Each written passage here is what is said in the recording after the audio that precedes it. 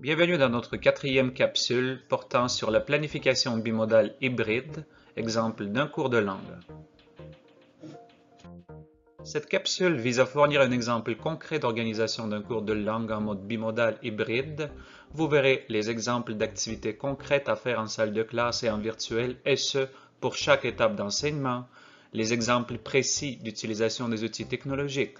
On vous donnera également quelques conseils pratiques pour bien organiser votre cours bimodal. Cette capsule étant la dernière de la série de 4 portant sur la planification, je vous invite à visionner les 3 premières capsules. La première vous donne des conseils pratiques de planification d'un cours hybride. Dans la deuxième, nous avons décortiqué la planification d'une unité, tandis que la troisième est un exemple d'un cours de mathématiques en enseignement hybride. Même si un cours hybride n'est pas le même qu'un cours en présentiel, les fondements d'une séquence d'apprentissage sont les mêmes.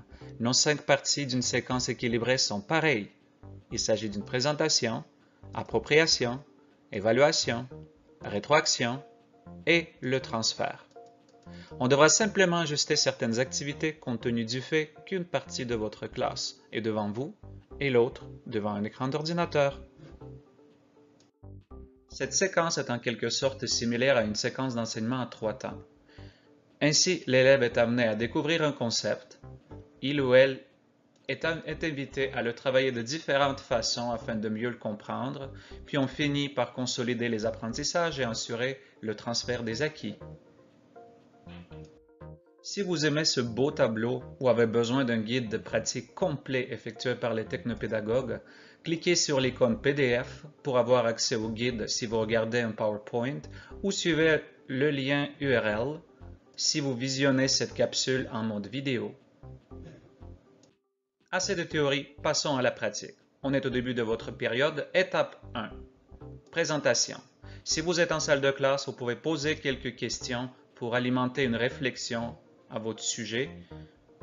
Pour vos élèves en virtuel, vous pouvez lancer un sondage via Poly ou Forms dans votre classe Teams. Par la suite, pour enchaîner, visionnez avec vos élèves un extrait TED Talk sur YouTube, une actualité sur Radio-Canada ou une émission éducative de TFO.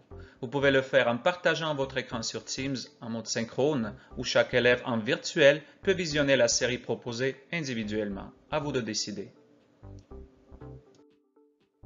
Pour enchaîner, proposez à vos élèves qui sont en salle de classe une discussion à l'oral, tandis que vos élèves en virtuel peuvent avoir une discussion à l'écrit via Teams ou avoir un chat, groupe de discussion ou même effectuer un enregistrement Flipgrid.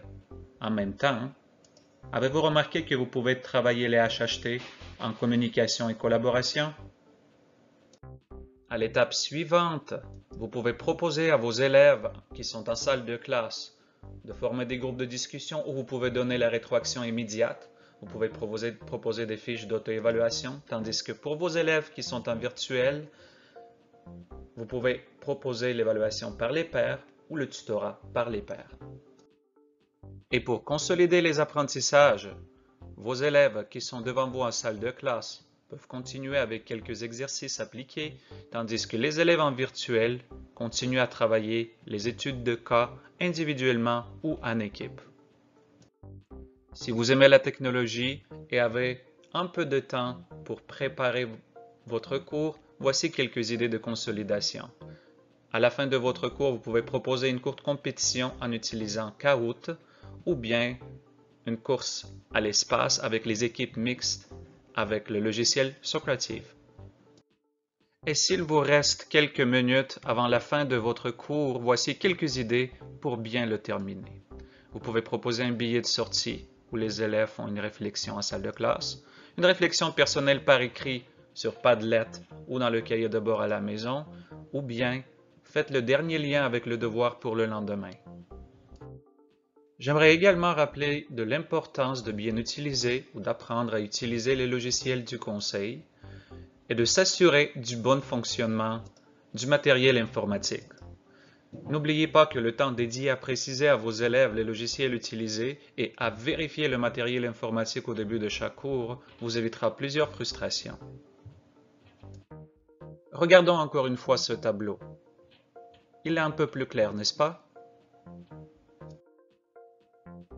N'oublions pas qu'une leçon ou une séquence, ce n'est qu'une seule brique dans une série de briques et qu'une bonne planification va assurer la réussite de votre cours. Ainsi, nous devrons planifier une leçon qui fera partie d'une série de leçons dans notre unité pour avoir notre cours au complet. Est-ce que vous vous y reconnaissez? Et pour avoir un mur plus stable et solide, planifiez votre semaine et laissez cette planification à la disposition de vos élèves. Ainsi, vous aurez la vue d'ensemble et vos élèves, absents et en difficultés techniques, sauront exactement ce que vous faites et ce que les élèves vont devoir apprendre à telle ou telle journée. Fini les excuses. Monsieur, madame, je ne savais pas. Au début de cette présentation, je vous ai promis quelques astuces. Les voici. Choisissez soigneusement les titres de vos fichiers et de vos dossiers. N'oubliez pas d'inclure la date de remise pour toute tâche que vos élèves doivent vous rendre. Suivez votre méthode de communication préférentielle, votre séquence des leçons, puis créez des copies non modifiables si vous ne voulez pas que les élèves modifient les copies maîtres. C'est la fin de notre capsule 4 portant sur la planification d'une séquence d'enseignement. Si vous avez d'autres questions pédagogiques, recherchez du matériel, écrivez-nous à edpedago@csviamonde.ca. Nous vous invitons également à visiter notre nouveau site pupitre-virtuel-des-enseignants.com où vous allez trouver la trousse bon départ, les outils d'apprentissage à distance, les ressources du conseil, les capsules de formation et appui. Pupitre virtuel des enseignants. On est là pour vous appuyer. Service pédagogique du Conseil scolaire Viamonde.